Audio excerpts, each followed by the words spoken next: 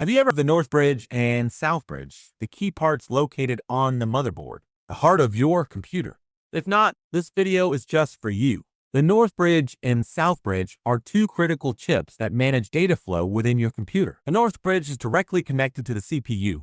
It handles high-speed communication with DDR5 RAM, the graphics card, and the processor itself. Because of this, the Northbridge is mainly responsible for high-speed components. The Southbridge, on the other hand, manages slower peripherals, like hard drives, USB ports, sound cards, and other I/O devices. It takes data from the Northbridge and routes it to these components, and vice versa. This structure ensures smooth communication between all hardware components. Even though modern systems have merged the Northbridge and Southbridge into a single chipset, this architecture is still the foundation of how computers manage internal communication. If you want to better understand computer hardware, don't forget to subscribe to the channel and give this video a like. See you in the next video.